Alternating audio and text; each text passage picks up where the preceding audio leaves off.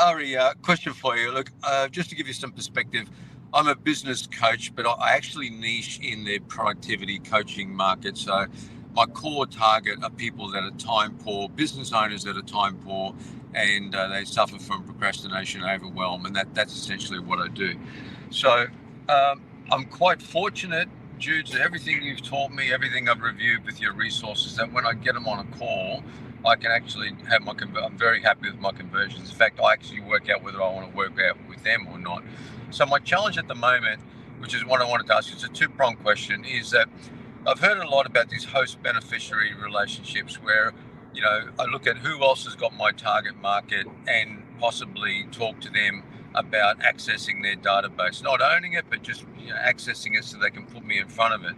So my questions are twofold. The first one is, knowing that I'm in the productivity space, looking for time poor people, what might you suggest as target markets or people that are already, not associations, but people that are already likely to have those sort of customers?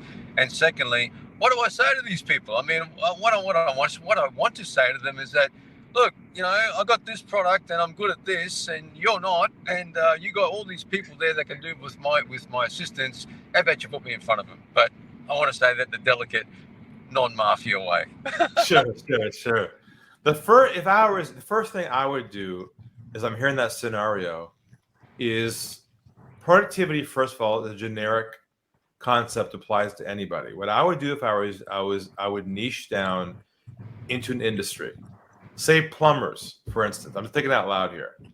Yeah. Now, there are lots of plumbing associations, plumbing coaches, all kinds of folks like that who have those folks under their wing. If you approached a group like that and said, I am a specialist who works with plumbers on getting more space during their day to fit in more clients, that's what I specialize in.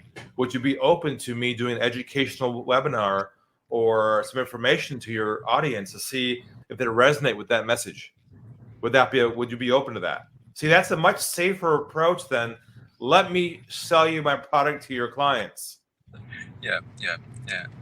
So you got to enter their sphere as somebody who is already oriented towards their industry. That's the first tick box. Oh, good. He gets us. Oh, good. He's one of us. That lowers the trust barrier immediately. Then by you saying, I have some articles or a webinar or a book or an article or something around this topic for plumbers, and you love to see if his audience or clients find that valuable, would he be open to sharing some of that with his folks to help their business grow? That to me seems like a more accepted approach that I would probably be open to, if it were really oriented towards a problem that would also help the other middleman as well. Love it, Ari. No, that's great. You mentioned plumbers. Is there anybody else that you might think could be more inclined? Because for me, the people that are most time poor and most frustrated and overwhelmed, they're the perfect market for me. And that's everyone these days. But I mean, there's service providers. Any service provider. There's consultants. There's probably people who are on the road. I don't know. That's a good question for us to think about offline about. But I would just choose a few of them that are low-hanging fruit. Industries that already have groups already put together, and it's someone else's pond that you can approach as the expert in that industry. Now, as you know, time management applies to anybody. So all you're doing is repackaging yourself for that niche, but the same content virtually for everybody. Yeah. And another question. That's perfect, Ari. Thank you. That's given me a lot of insights. Just something that you mentioned to the other gentleman. I've actually been asked to contribute to some articles in an association and in their newsletters. And I'm going to do a series of them. But should I write my first article and just do it as a solution to something, and not have me with an invitation to if this resonates with you, reach out and I'll understand your specific situation? Do both. Should I have that? You do both. You write the article, give them an amazing answer, and then you say, if you want to learn more, reach out to me at XYZ. Okay, so you're not suggesting write the article first and just have me down the bottom without any offer, just to make it a bit softer, or just have that offer? Well, at the no, first article? definitely, yeah, no. You got to make sure that article is hard hitting. It has to give unpack the problem, give a clear answer, and then at the bottom you can have a bio or a next step that says, you know, who you are, and then if you'd like to have a comprehensive consultation or whatever your offer is, put it right in there.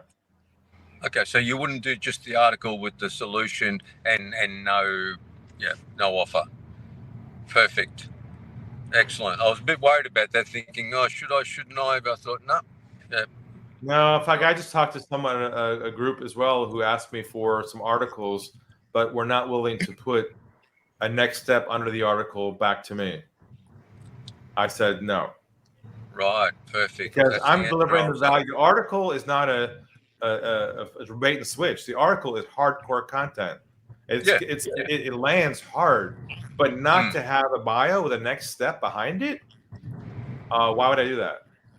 Yeah, it's just like a waste of time. Man, you're a genius. Thank you very much, Ari. That's perfect. Thanks, Sam.